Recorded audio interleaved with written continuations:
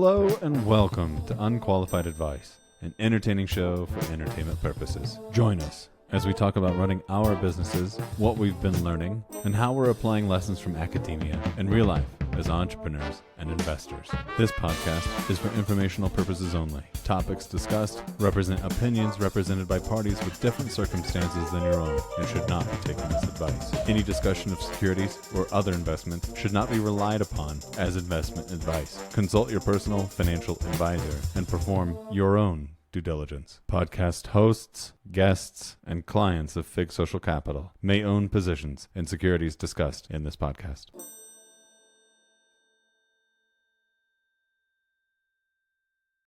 I have a question for you, Sean. I may have an answer for you, Dan. What's up? Have you ever, is there anybody in your life that you've ever met that said to you, I accidentally signed up for a half Ironman? Is it a sales pitch when you're joining the Ironman? Are the people like going around like pressure selling to get people into the competition? Because no, I don't think so. I can't imagine a situation when you could mistakenly sign up for a half Ironman. Do tell. I'm curious. I'm coming to you with a confession. Oh, So here's the deal. what have you gotten yourself into?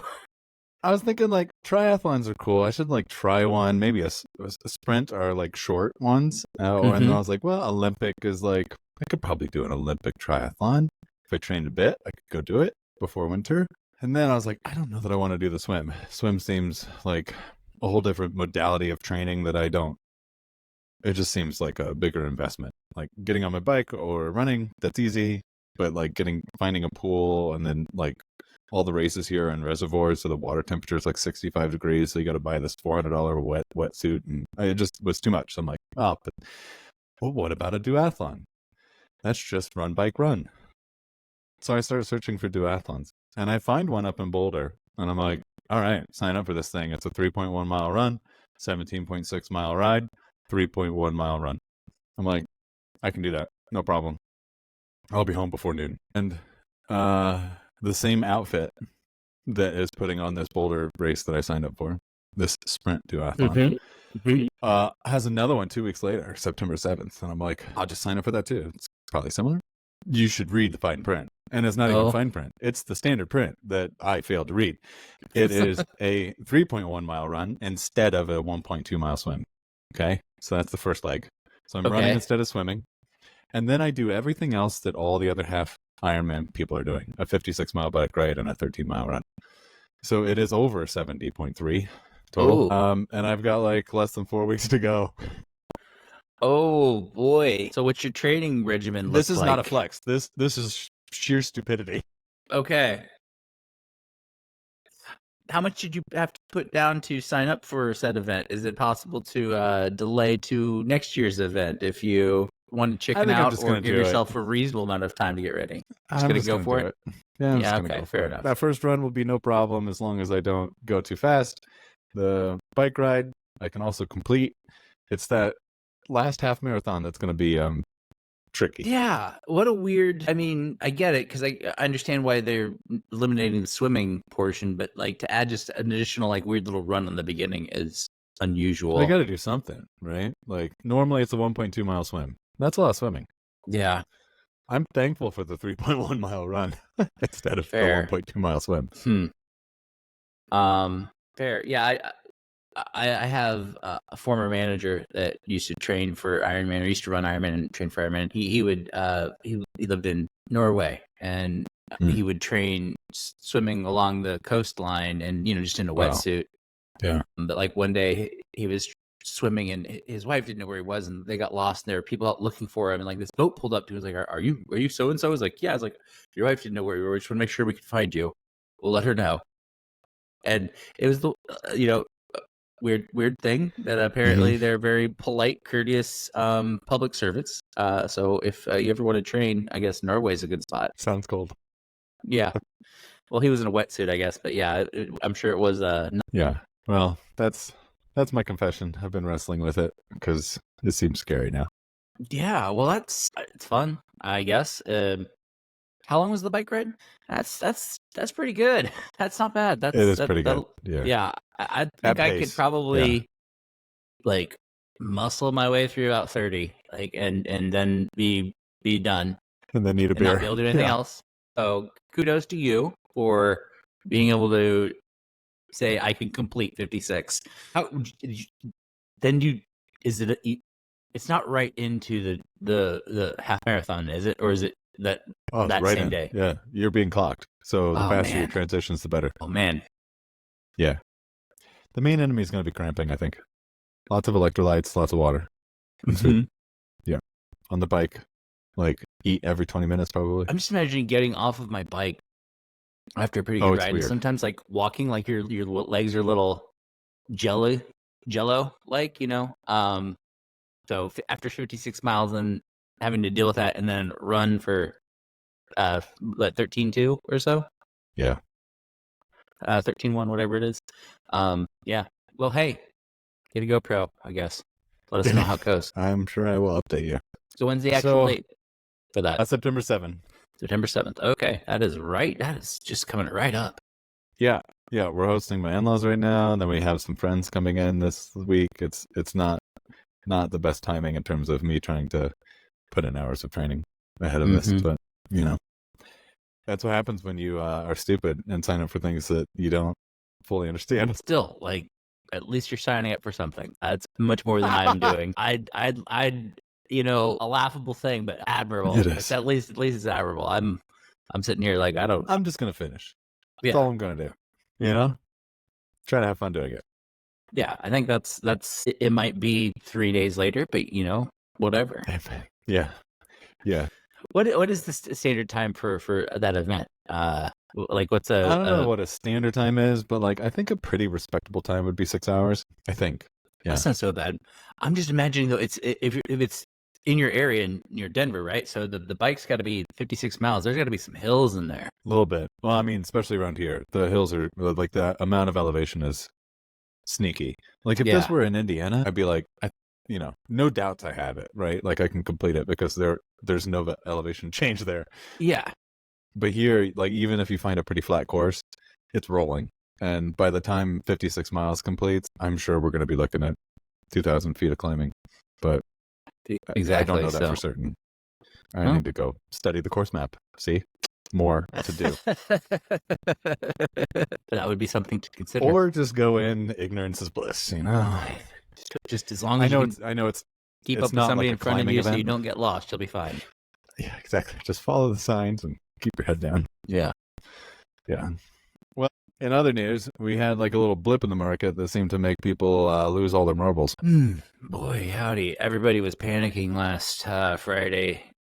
People were blaming presidents and vice presidents, and people were... What did it? Why'd the market blip crash for it? You know, several people have asked me this question. I don't know for sure because I don't think anybody knows for sure. But what are our ideas here? Are that on Thursday we had a bit of a softer jobs report that came out and got very close to a topic we've previously discussed, triggering the SOM rule. I don't think it quite technically did because of some rounding stuff, but essentially saying that, hey, unemployment's growing quickly, more quickly than is usual, and this can be a possible warning sign of a recession. So that kind of caught some people, I think, a little bit off guard. But in some ways, though, very much exactly what the Fed has been aiming for is cooling off inflation by cooling off unemployment and hiring. What is, I think, interesting about the data that did come out is the age groups where that softness was occurring seems to be a little bit more weighted towards the new entrants to job markets, recent graduates, for example, having a little more softness than anywhere else. So it gives you a bit of a flavor of the type of lack of job creation or job.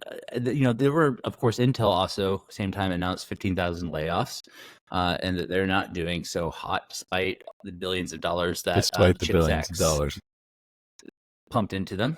But the thing that happened along with all of this that normally when things get a little wonky and you're seeing things crash and there's actually a cause for concern, one of the things that happens is the credit spreads, what they call the credit spreads, blow out. So based upon, you know, different risk levels, what the rates are charged for those different risk levels get pretty wide and wonky.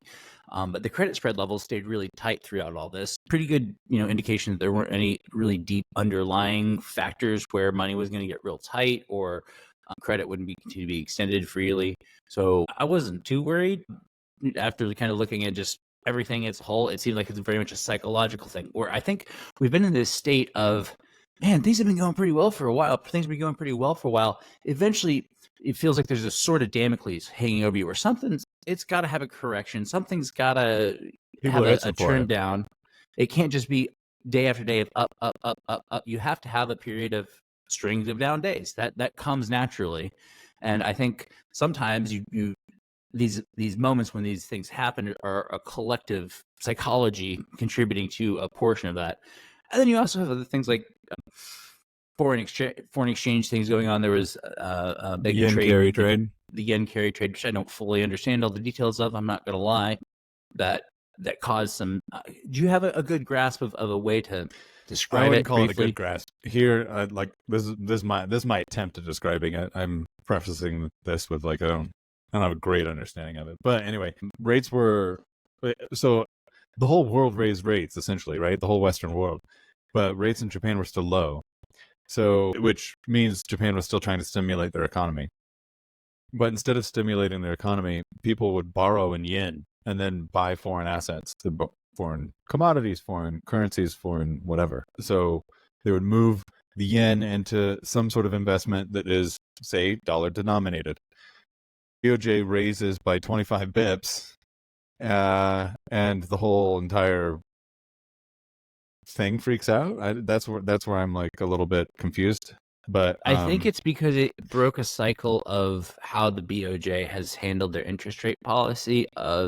They've been extremely dovish and supportive, like negative rate type situations for a long time, and as as though there's a regime shift going on in the BOJ that I think is what is causing some of the. And again, this is just me reading and trying to understand. I am not intimately aware of the inner workings of the plumbing here, but it seems to me that it's as much posturing and then again the market psychologically reacting to that change in mood. Okay, that makes sense. Yeah, so that's why it only took 25 bips. Yeah, exactly. Yeah. So mechanically, that's what was going on, and then the 25 bips happens. It's signaling regime change. Everybody freaks out. Yes.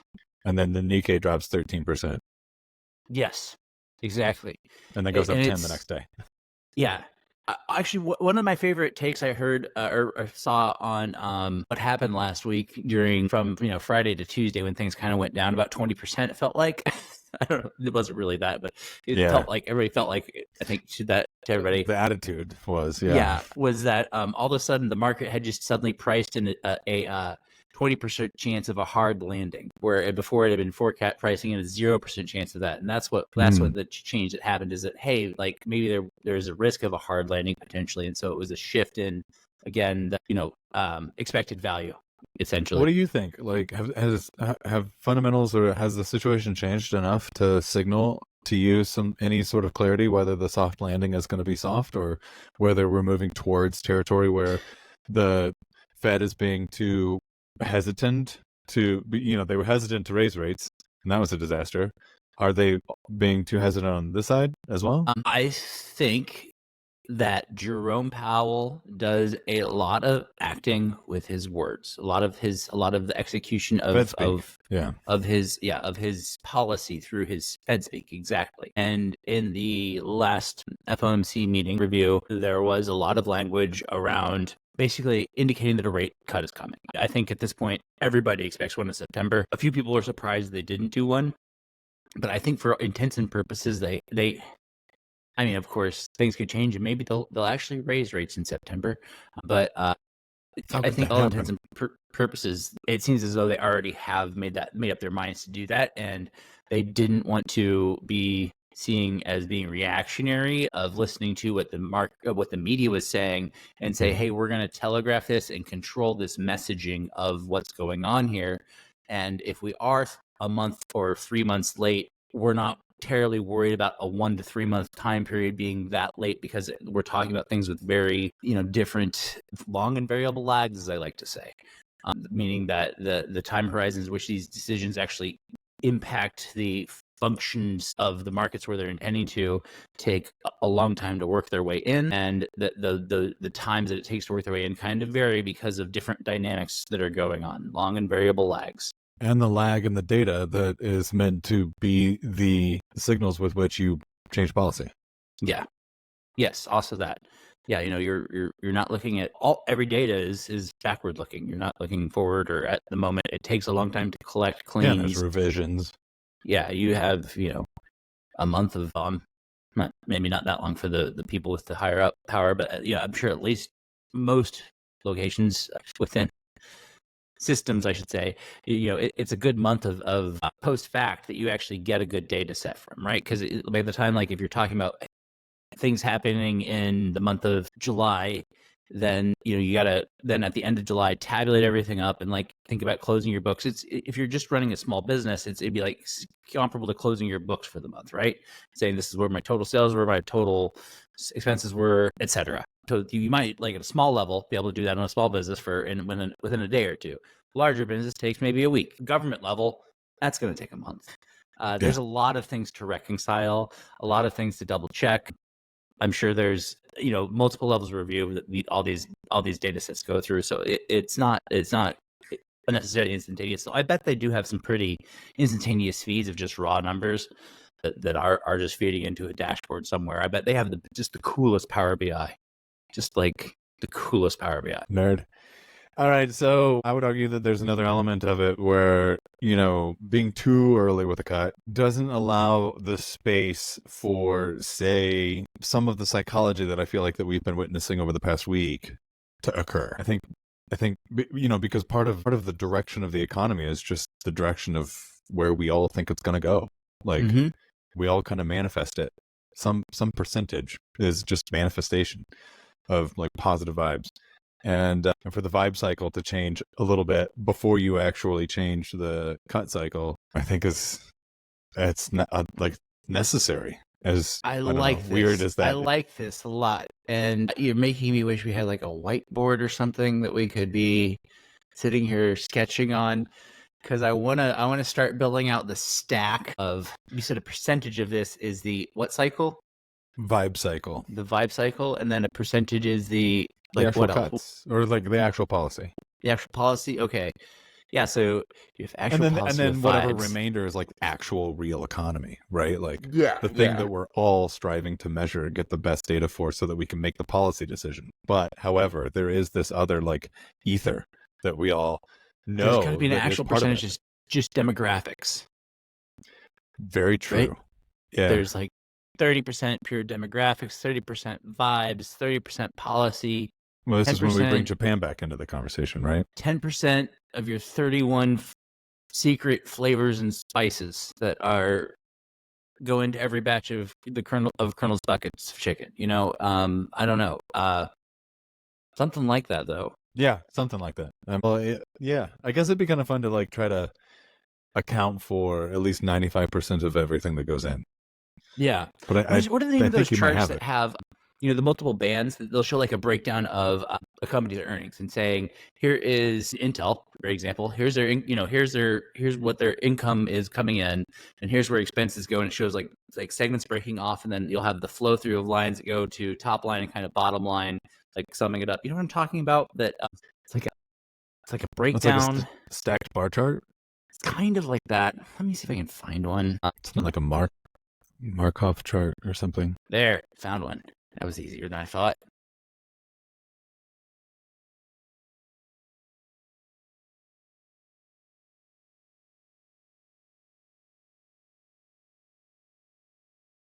All right, we're going to put us into infinite loops. One of these. Oh, yeah, okay. What's it called? That's what I'm asking you. I thought that's what you found. Not just an example. Yeah, I don't know. And I don't know why I immediately said Apple, but I'm like, I know somebody's made one of these for Apple. Right. What is it? Yeah, what kind of chart is this? Let's go to Reddit and see if they have a better description. I don't know. But yeah, like I want this for and again, sorry to anybody listening to this and not watching the YouTube video, but basically it's a decomposition of different expenses on the left by different bars that are flowing into and then out of basically the Apple machine. I mean, it's breaking out the very basic parts of the P&L. You know, there's like one solid line where all the colors come from, or all the lines and colors come from. This particular one we're looking at is colored red for expenses, green for money coming in. There's one big green bar for net income. And then the bars split off into different sizes, right? Based on the size of the expense or size of the revenue stream. Yeah. Anyway, So, that's the kind of P&L, chart I but wanted. it's broken out visually, so you can sort of like, you know, take a gander at that iPhone revenue and go, dang, that's a lot. Yeah, right. 52% is iPhone, and honestly, 11% wearables. AirPods. I mean, watches in watches, there, but I think a lot of it's AirPods. Yeah. And I guess there's like 5 Vision Pros that they sold, so that'll go in there. iPad kind of sucks wind, doesn't it? It's always been a laggard. Yeah, because it's really kind of a niche. It's a niche use case, and it's kind of pricey, I feel, for. Well, no, that's not necessarily fair. The new MacBook Airs, like spend a few bucks more and you get like a full-fledged Mac OS. I like the form factor. Yeah. Of it. In terms of the shape and size, but I feel there's a lot of utility that gets lost in the iOS versus Mac OS. Do you have experience? Okay. I mean, iOS is totally closed, right? Like you're only running one thing at a time, unless Apple has made special throughputs to have two things talk to each other simultaneously, like while they're both open, right? Whereas with the Mac OS, it's like a traditional operating system. Hardware usage, like making sure that you're not. I don't know. The iPads have like the M2 chip in there now. My computer has an M1.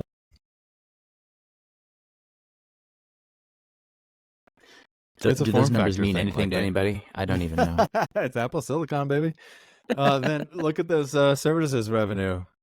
I feel like they talk about this a lot more now, being $78 billion. But 20 of that's from Google. Oh, that's a good point. A full quarter of their services revenue, and whatever this is 2022, so this is a little stale that we're looking at here. Well, it was just for the purposes of finding this chart. We still don't know the name of what this chart is. It's like a. Let's move on. Forget it. Here's my. I was checking to see where SPY was. It was at 5305, and right about that last Friday. Just about the same. Yeah, so Friday to Friday, not much, but what happened? What happened sometime on Tuesday, July 16th? That's when it all started to go to shit. What'd you have for lunch that day? I can't tell you. I can't either. I think it might have been Rocky's. I had a falafel sandwich. I think it might have been a Rocky's cheesesteak. Yes, I believe I was at an audit, and it was a Rocky's cheesesteak. You were at an audit. I would eat a cheesesteak at an audit, too. I'm trying to take a nap. Boy, howdy. It was in a shitty part of town where there's really not much around other than this one pretty good cheesesteak shop. And, like, everybody from Philadelphia would say it's terrible, and that's for them, they'd be right. Yeah. But it's not that kind of cheesesteak, and it's good. I don't know. But I don't know. Anyway, we ramble. So the cheesesteak clogged the plumbing of the markets. Yeah, the cheesesteak clogged the plumbing of the markets. Are you drinking anything? That's probably happened at least once. I mean, have you seen some of the people that worked on the Chicago Bulls? Somebody had too much cheese on their cheesesteak and got constipated or something. The IT guy was on the toilet because everyone refused to hire more than one, and nobody could find him. And then the flash crash happened. And then the system erroneously executed all the Bacell orders that they had accidentally preloaded. It's a beautiful chain reaction. I'm imagining the Ocean 11 style breakdown of how Danny Ocean is trying to get back at His Keith wife, Gill, ex-wife. what's his face from Citadel. Ken Griffin. Yes. Trying to get back at Ken Griffin, and he's like, "All right, here's how we're gonna do it." They have this one weakness. Their IT guy. He compiles the code every day at 2, and he goes to every lunch. It's lunch every day the same day over here at Johnny's Cheesesteaks. We're gonna go over there and slip this in his lunch, which will build. And I can just I can imagine that. Well, sounds like you need a trip to Hollywood. Yeah, You got to pitch thanks. something. It's all right. I haven't actually. I'm probably gonna end up going here to Long Beach here pretty soon for an audit of a supplier, which is. I'll take over Hollywood personally. Oh, Long Beach is nice. Yeah, Long Beach is a nice spot. Have you ever spent much time out in that Southern California, not Inland Empire, Orange County area?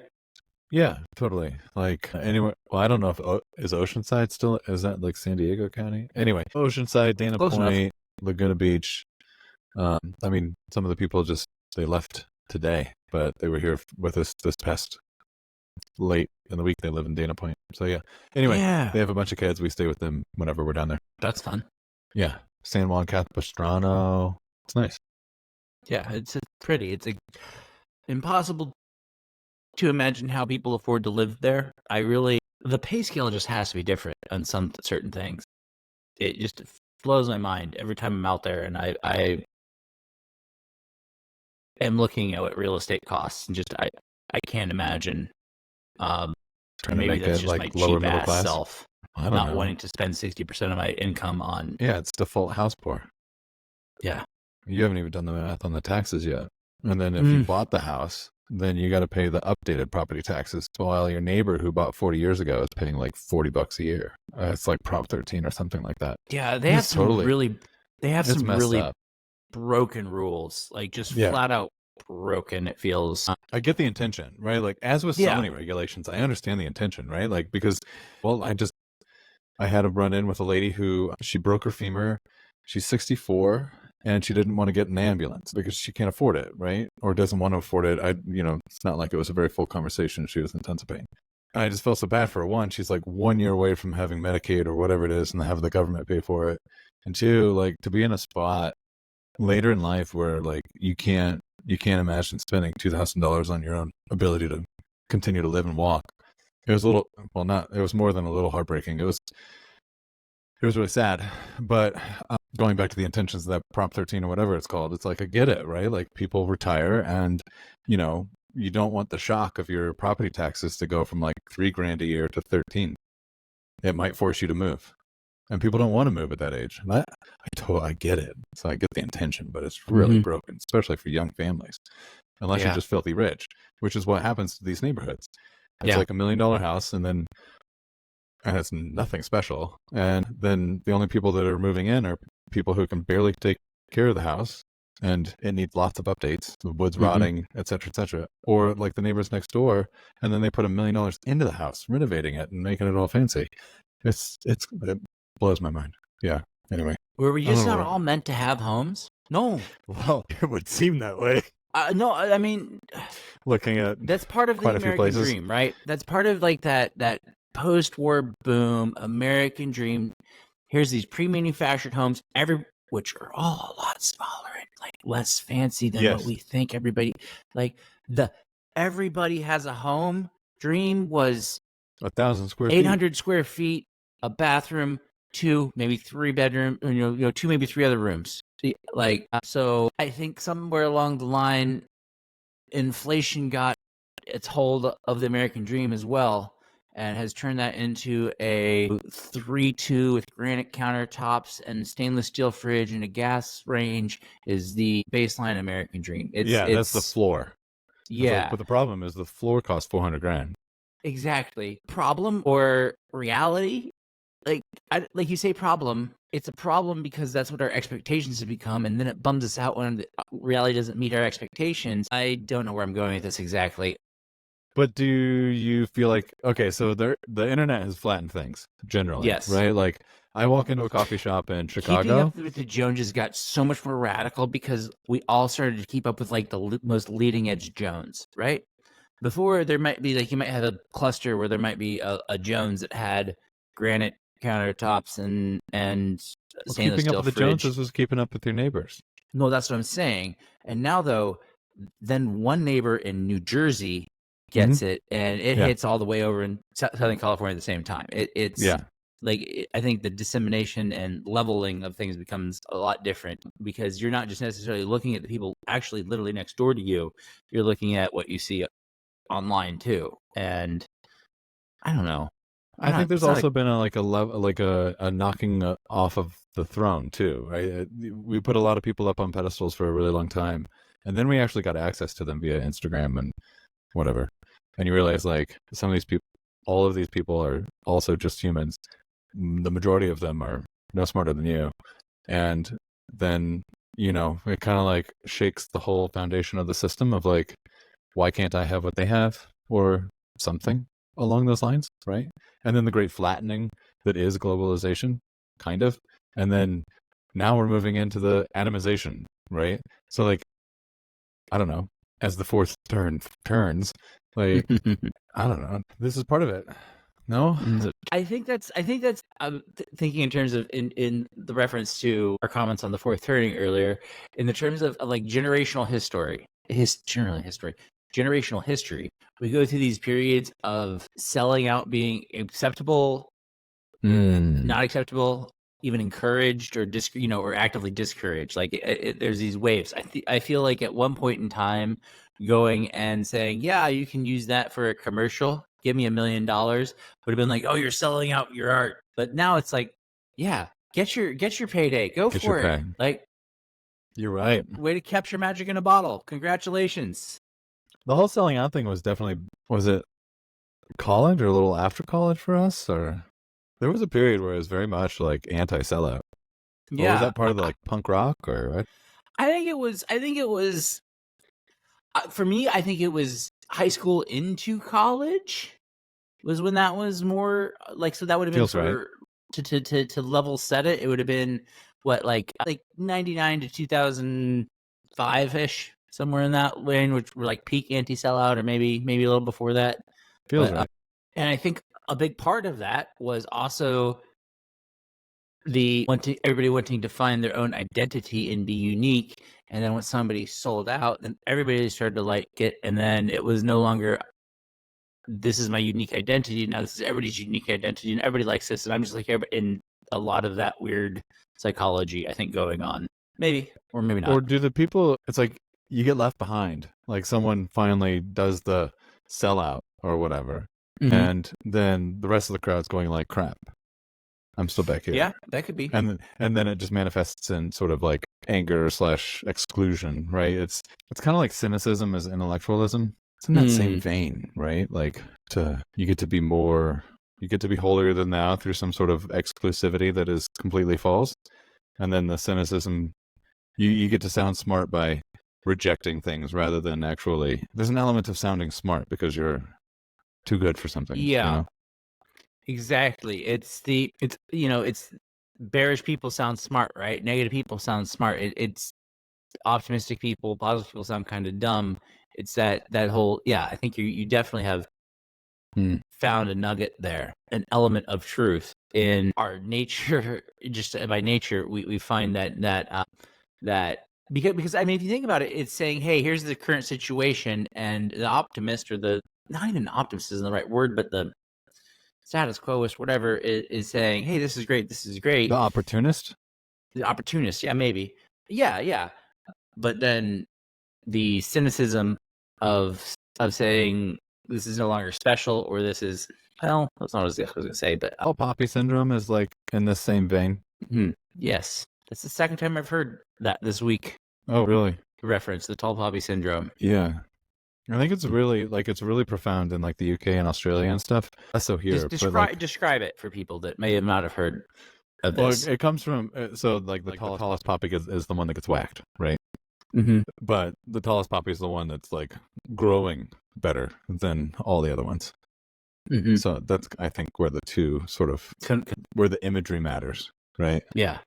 But if you're someone who I guess is that the natural, what's the word? If you meet yourself in the space-time continuum or back in time, you're going to cause a paradox. Is that the natural paradox of the tall poppy thing? Is it a paradox, or is it just more of like a reality? I don't know. I guess it's not a paradox. I mean, but I think there's like a paradoxical element to it because you want to be the one that grows the quickest, but then also you don't, right? Because then you're the one that gets whacked. I see. Well, I mean, yeah, but I think maybe the whacked part isn't me explaining it well. Like, and this is why I'm asking you to help explain this to me because this is the second time I've heard this week and I don't have a good grasp on it. Yeah, all the regular poppies are pissed off that one is taller than the others. Is this right? This is gonna be like we're like wading into like things that are like totally cancelable and controversial somehow. But we're not talking about the trolley car problem here, Dan. Jeez. I know. Well, this shows you like every time I hear about the tall poppy syndrome, I'm like, oh, I know exactly what you mean. And then I have to sit here and explain it. I'm like, yeah. Yes, Google. I did want to. As soon as I typed in TAL, it said tall poppy syndrome. Yes, Google. That is exactly what I wanted. How did you know? You are feeding your audio through Chrome, huh? Yeah, exactly. Right. I'm feeding it right through Chrome. The tall poppy syndrome from Google's AI overview is a cultural trait that describes when people criticize, resent, or attack others for their success. Does that help? Yes. Oh, okay. A little bit. Yeah. People don't like the outlier or the first one to sell out, right? The one that's going ahead, that is against the that's the status quo. It's the perfect analog for selling out, really. I mean, like our negative views of selling out would be the tall poppy syndrome because, you get resentful for the ones that succeed. So then, like, if the tall poppy syndrome is happening amongst your peers, between you and your peers or whatever, it's like almost time to find some new peers, right? Like they're not wishing for your success. Yeah, but how often does that ever happen to you amongst your peers? You feel? I don't think that's actually something I've ever personally experienced. I don't think it's anything I don't think so. Maybe behind my back, but I also don't think that like my poppy is so tall. You know what I mean? I think it would be experienced extremely differently if, say, I don't know, like a really far out example would be like Taylor Swift or somebody who has reached a level of fame and monetary success that perhaps, I don't know anything about. That should be the name of her next album. Yes, that's good. Not knowing any of her album names, I think that's a great idea. I think that's a great name. Yeah. But I can imagine someone like using her as an analog, not her specifically, right? Like some part of her life where there were people that were more interested in her coming back down to earth than for her to continue her trajectory. Definitely. I don't know what that says about us as a species. Well, I mean, everybody, once you're at the top, everybody starts aiming for you, right? That's the thing about being the king. Too. Like, yeah. Then everybody starts aiming for the king. It's hard to hold that top spot. Everybody wants it. King of the hill. Yeah, everybody wants it. So everybody's going to try to cut you off at your stem. But then how do you... Okay, so what's the strategy for keeping that from happening, right? Like, is it all charisma and leadership? Or I guess another argument would be to just give everyone money so that they don't care. There's lots of strategies for this, yeah? Or secret police. Trying to think of other examples of like... That's not bad. That's the one you would choose? That's not bad. I'm not saying it's the one I would choose. I've got a book for you. I don't hate that. I'm just trying to think how you do that in terms of the poppy field. Like, what's the strategy for having a young girl from Kansas, a man made of tin and a man made of straw, come strolling through and knocking out some of the useless poppies? Is that something? I don't know.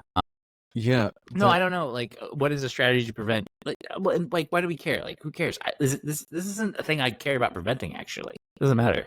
It's like that people get cynical or resentful of people that have success is just it's a trait in nature, human nature. It's just interesting how we, I think, frame it and feel it in different ways. I agree with you to an extent, but I also feel like if you could, like, let's just play with numbers. Say, 20% of people are like this. If you could get that number down to 10, wouldn't society be more positive?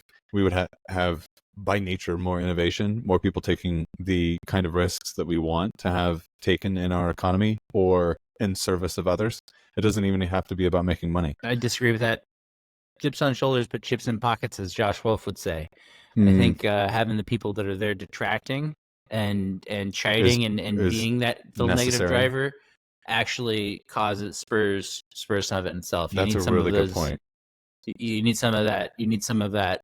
People be like, "This is dumb." To actually be like, "F you!" I'm going to show you how not dumb it is. Yeah, it's part of the ecosystem. That's a really good point. Good call. Yeah, no, bravo. That's good. So I don't think this is a problem. I think this is a syndrome. Sure, great, or this is a thing. It's an observable thing that somebody named it. Great, all the better. We have to give us something to talk about for 15 minutes. Well, yeah, okay. So, here's another take on that same point, though. What if the percentage is 50? Is that that's or something true. like that? Is there a point at which it's too much, right? Like, I think there's a podcaster I like to listen to occasionally, and he's from the UK, moved to Texas, and part of it was just like, well, one, he had the ability to. Secondly, he really just finds the whole like positivity of Americans and the like willingness to put other people on one's shoulders to elevate them totally energizing and a breath of fresh air, versus the UK, which is like deeply tall poppy syndrome place. So this is tying into the question of a mental image I've been trying to form in my brain for the last few weeks of how, like, I'm trying to imagine if you stacked everybody in the world as a pixel on a day, and you were to give them a color and or a station, like in this terms of the station of like the four turnings, or a station of their psychology or mood, and then you assign those different things a color, and could then take a data reading every day and watch what that color was day by day, and then overlay that with then that mood data, if you will, or that psychological positioning data with then like what happens in the world. I think you would see some interesting trends of like, because I think this ebbs and flows, what you're talking about, right? Where 50% is probably too much, and things probably start to feel kind of shitty in society at a certain point when you get to that point, and then there's probably an awakening or a cultural revolution that some event, the 1960s happens, something that then changes, that all of a sudden it goes from being super blue to super fuchsia or super teal, right? Or like you'd see that color map change. I feel like if you were able vibe shift. Yeah, exactly. Exactly. Yeah. I'm leaning hard on vibes today.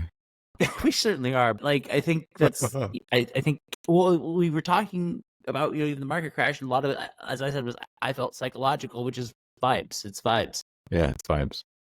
Contagion. People being scared all at once collectively, people being bold all at once collectively. It's like we have these zeitgeist not events, but like the zeitgeist is real. There's the would it be so bad to be a hive mind? I wonder. Like I've been watching. I rewatched Rick and Morty recently, and I was like, man, maybe I'd try the hive mind thing for like a vacation at least. That could be interesting. Wait, so fill us all in on this hive mind concept as it is in Rick and Morty. Fair enough. So like in a lot of popular science fiction, and I think that this, I don't know, like the Orwellian vein of science fiction in a way, but I don't know when it ties back to of these species that have a basically centralized thought where they're all sharing a single brain. So it's as though everybody in the species is a network computer as a computer on a giant network, and there's a central mainframe, so to speak, that is sending out directives to each of the network computers on the network to do different things. So like you might have signals going to one guy to dig a ditch, and signals to one lady to go and run accounting for a small business, or to do all these different things that basically, but it's all thought of like collectively. Yeah, exactly. Like a beehive. Like for some reason we think that insects for some reason have this hive mind, and they all have the same way of thinking. I don't exactly know the biological origins or any of the factualness of that. I suspect it's a lot of just pheromones like distributed and hormones. Brain. Yeah, right. Like distributed brain. You have one bee, and it's like not complete. Thing's gonna die. But if you reach a critical mass of some sort, then the brain is complete with all these individual organisms inside. Yeah. Yeah. So I'm sitting here wondering, like, okay, so, but if that guy there digging that ditch is sitting there digging that ditch and understands his place within the concept of the whole hive, and that gives him fulfillment, and he feels okay that he's just there digging that ditch and he's happy with it, goes home at the end of the day, that's interesting. Like, that could be all right. I don't know. Like, again, Is this like the Truman Show? I don't quite think so. Not quite, maybe. Ed Harris somewhere up above? I don't know. Okay, well, I don't really watch that one. I know, me too. It's kind of like on this list that I don't actually keep because I don't really get to see that many movies. I watched Oppenheimer this year. That was like the one movie I've seen. I enjoyed that. Yeah, me too. I kind of want to rewatch it because, you know, what's the guy's name? Christopher Nolan. He just plays with time. This one was like maybe his least complicated movie in recent years, right? Like, in That's terms fair. of he always plays with time as a dimension, and sometimes it's like Memento. Like Interstellar was Memento like kind his? of. Yeah, I think Memento was his. Yes, he did Memento. I'm pretty sure. I see you're looking it up, so I'm not gonna bother. Yeah, written and directed. Okay, that was my introduction to him, and then like followed him since because it was so cool. But yeah, all right. So I was gonna add to wrap things up. We always kind of like check in on our books. I feel like, or that's kind of like been a thing now. Yeah, I'm gonna pitch two of them, or maybe three. Okay, all ears. One you already know about, Amusing Ourselves to Death by Neil Postman. I'm playing around with it right now. I sent Sean a passage of from like the very beginning of this book, and it just where'd you send it to? It really strikes. So it talks about Orwell versus. Oh yeah, yes. Well, I was gonna add the fact that like you found this out, like it's free on Audible right now, so you know check that out. And then the other book that I think is free on Audible right now that I just started today while I was just kind of doing chores, Age of Wonder by Richard Holmes, and it's really good. History of explorers. That's not a fair explanation. It's his exploration of man and science, and often like in this period of maybe the 1700s where science and religion are definitely in a dogfight for supremacy of explaining the natural world, right? And but anyway, like he gets into like all kinds of well, it's not distracted, but like all kinds of details along the way. The maybe hour or two that I've listened to so far is he was really concentrated on Captain Cook, and it's just super interesting.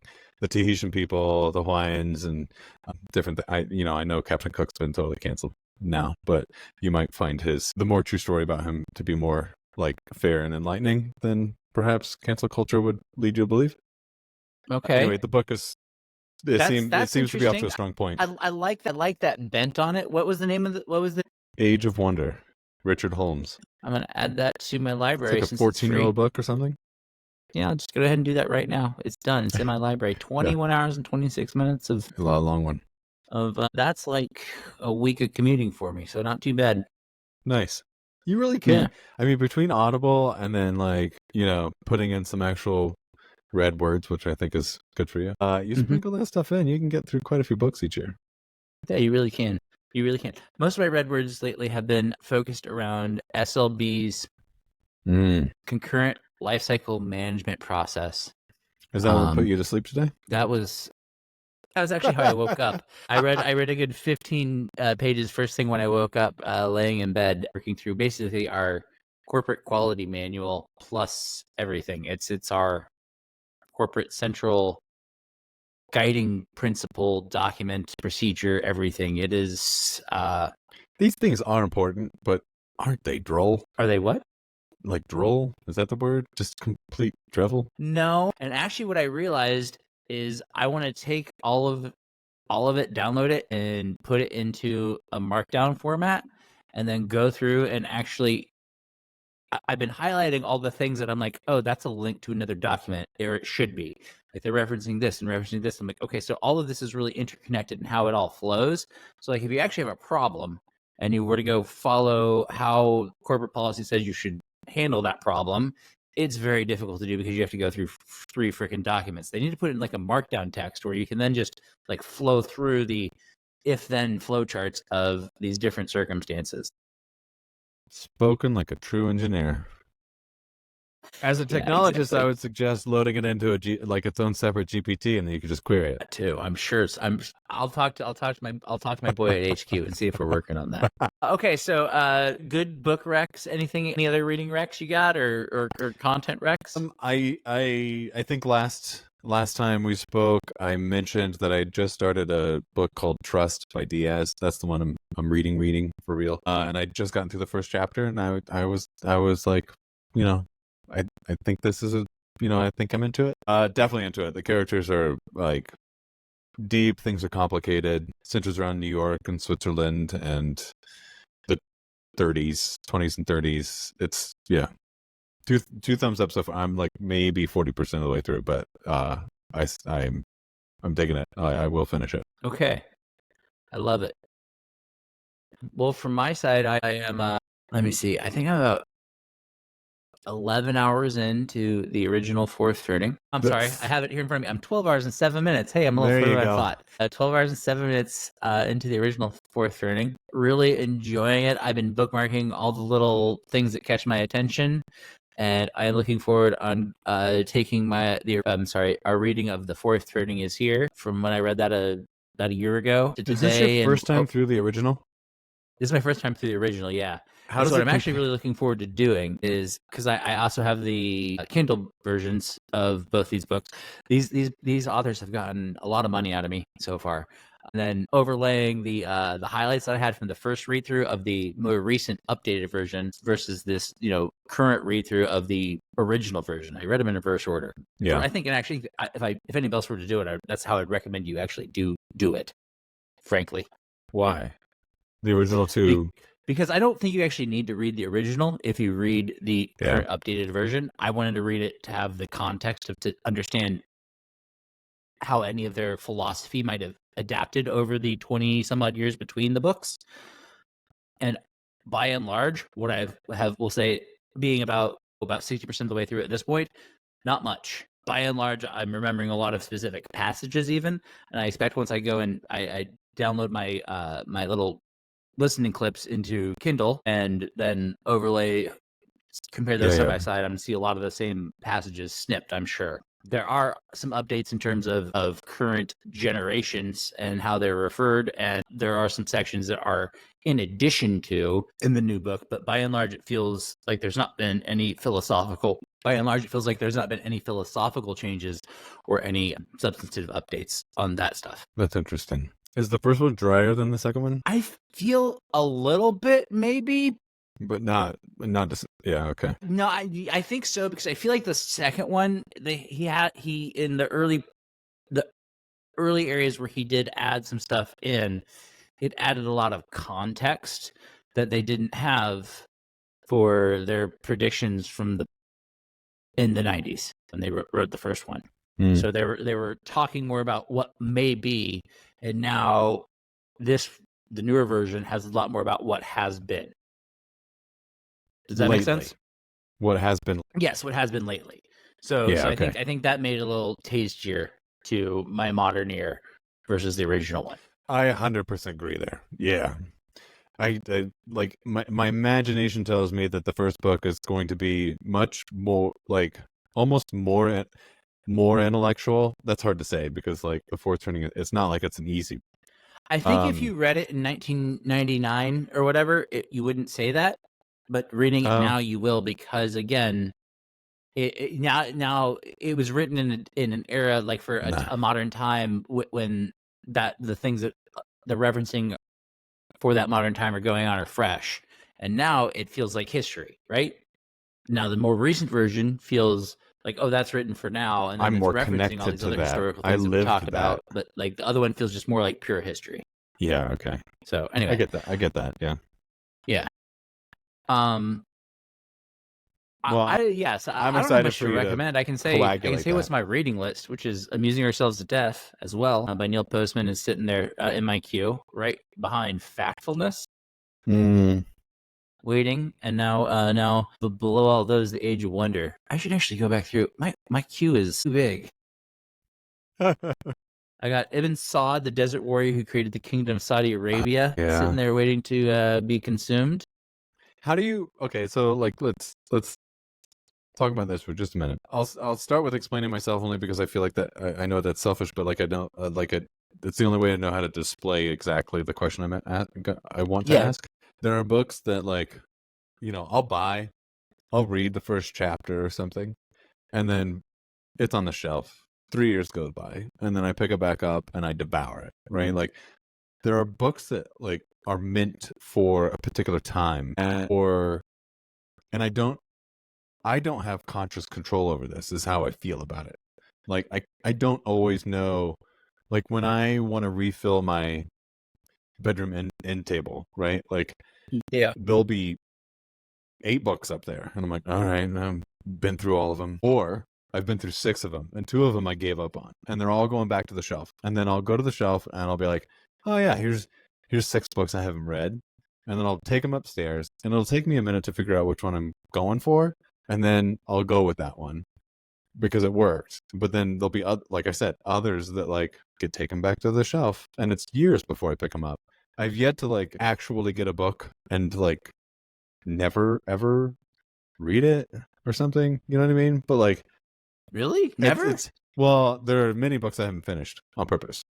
Okay, but I'm gonna try. If I bought it, there's a reason I try it. Right. Oh, I see what you're saying. Okay, I'm sorry. It's I on my shelf. Like I'm not. I'm sorry. I'm not buying it as a trophy. Drifted. There's never been a book that I got to and never ever like actually read, like as in finished it, not like actually ever picked up and skimmed. Like I was like, no, well, there's lots of books that I've got read. textbooks over here that definitely, yeah. Like I'm impressed because I'm an expert at having things about. Yeah, no. It's partially digested. I think all the excellent readers tend to be people who can lightning through a book. No, I found one that's been in my queue for like a good year and I haven't touched, from Mary Roach. Stiff. The what happens to a human body after post-death. What? Not the thing. Because Mary Roach is a delightful author and tells interesting stories. Okay. And I haven't read it because it just. I don't think I've read it. She did Gulp, The Adventure Through the Elementary Canal. She did a lot of. If your parents had a subscription to Reader's Digest, she had a lot of work. A lot of her work appeared in there when we were kids, or when we were middle school and high school time. She did some interesting little, like Bill Bryson-esque kind of vibe. If that makes sense. Bill Bryson. Yeah. Okay. Yeah. This might not strike your fancy, but there's another book I'm reading, or that I just finished. I devoured it, partly because I feel like it's my duty. Bad Therapy by Abigail Schreier. And it's really bent on a lens towards kids, but I think everything about the book can be a bent towards managers managing better, humans being more human. I don't know how else to go further without kind of divulging the theory of the book, but yeah. What was the name of that one again? Bad Therapy. I don't think it was long, but The Rapey. Yeah, The Rapey. Oh my god. Abigail The Schreier. Rapey. Okay, interesting. Why kids aren't growing up? I bet people have been writing this book for generations. You know, that's kind of how I felt, but I'm not sure. Yeah. Okay. Yeah, I'm digging the little summary here. It is in virtually every way that can be measured, Gen Z's mental health is worse than previous generations. Youth suicide rates are climbing. Antidepressant prescriptions for children are common, and the proliferation of mental health diagnosis has not helped the staggering number of kids who are lonely, lost, sad, and fearful of growing up. What's gone wrong with America's youth? Yeah, so we are creating an artist generation right now with overprotectionism, and they are going to then grow up themselves not putting any controls on any of their kids, aka your grandkids, who are going to be hellions, Dan. So just look forward to that. Wow, Ike's late, so I'll be dead by the time they're actual hellions. Not if they're your grandkids. No, come on. You'll. I don't know. Well, if my kids wait as long as I did, then I have to make it to like 85 to meet a 2-year-old kind of thing, or something like that. Shit, that's freaking weird. Yeah. That's nuts, actually. That's really nuts. That's not something that's discussed in the original Fourth Turning, but in the more modern Fourth Turning, he does discuss the change of, like, the ebb and they discuss it to some degree in the original, the change of length of cycles over time.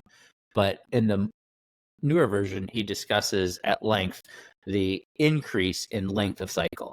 Right. As we've experienced more people staying at home longer than previous generations, and really the more now dominant additional older generational cycle of like the ultra elders, or the, forget what the word they use for them is. We need to dive into that book and lay out a lot of thoughts someday, but we do. It's We really keep referencing it and like keep like dancing around it or whatever. But we should yeah, exactly. break it down. It lives rent free in a lot of my mind too much of the time, and I need to get all my thoughts down about it and out. I think it. Well, I mean, we're both, because we both sort of subscribed to some amount of it being right.